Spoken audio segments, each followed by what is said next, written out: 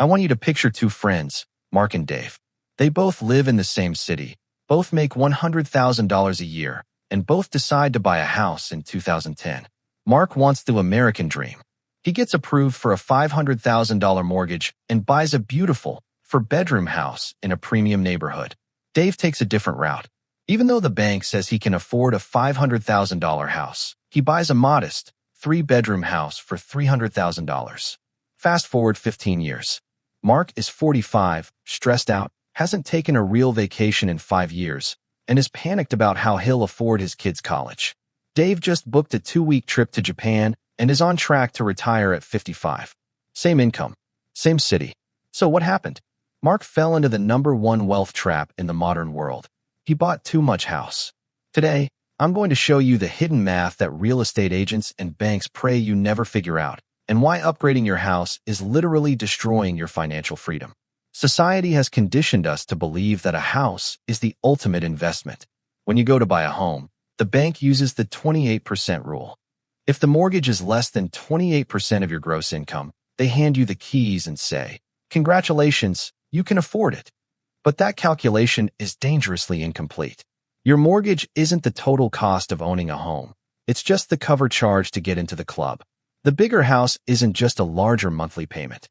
It's a wealth destruction machine that drains your net worth through 3 invisible mechanisms.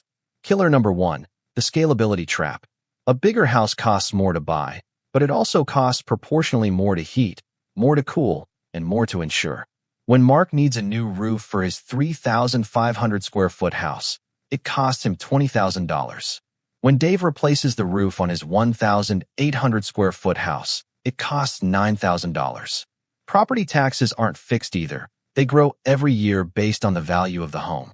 Over a decade, Mark pays tens of thousands of dollars more in pure taxes and maintenance than Dave. That is money that vanishes forever. Killer number 2, the Diderot effect.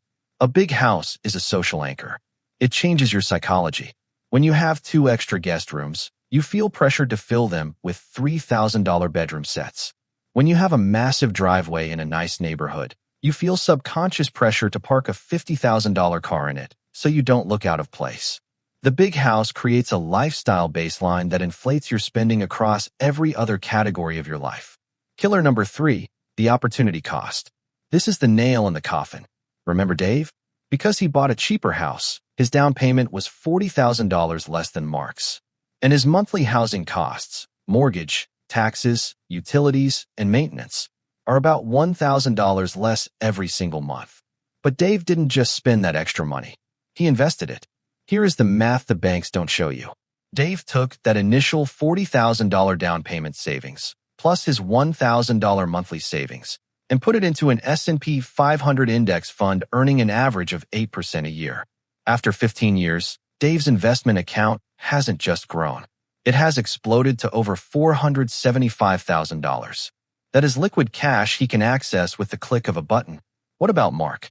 Mark will proudly tell you that his $500,000 house is now worth $800,000. He has $300,000 in equity. But here is the brutal truth about home equity.